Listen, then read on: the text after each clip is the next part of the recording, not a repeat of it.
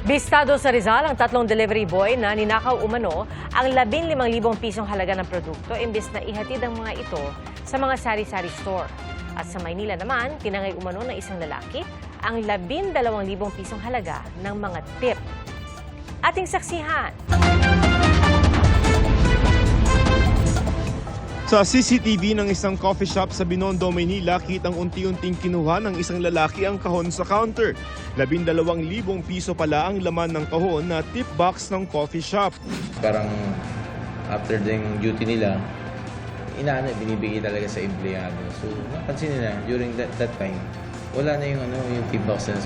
Kalaunay nahuli ang suspect na 19 anyos. Pero hindi na nabawi ang pera na ayon sa mga pulis posibleng nagastos ng suspect sa online gambling. Pang investigation, may mga lugar siya din na pinupuntahan dito. Pag may pera siya, doon siya tumatambay, naglalaro ng online game na yun. So parang yun yung naging drive niya para mag-commit ng ganong violation. Ang suspect itinangging 12,000 piso ang nakuha niya sa git na ipinambili niya ng gatas at diaper ng anak ang pera. Wala tawag na po ng pangangailangan Arestado rin ang tatlong delivery boys sa Antipolo City, Rizal dahil sa pagnanakaw umano ng 15,000 pisong halaga ng iba't ibang produkto. 5 kahon ng assorted products kabilang ang gatas, kape, juice at seasoning ang ibiniyahe umano mula sa warehouse sa Pasig at ibinaba sa isang bahay imbes na ihatid sa mga sari-sari store.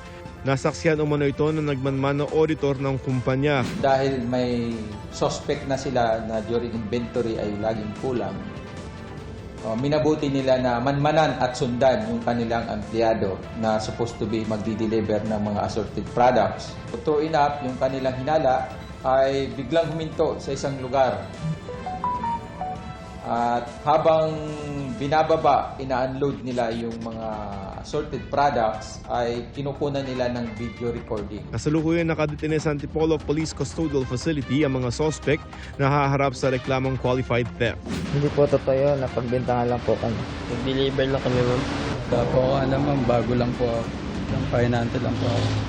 Para sa GMA Integrated News, ako si Joseph Morong, ang inyong saksi.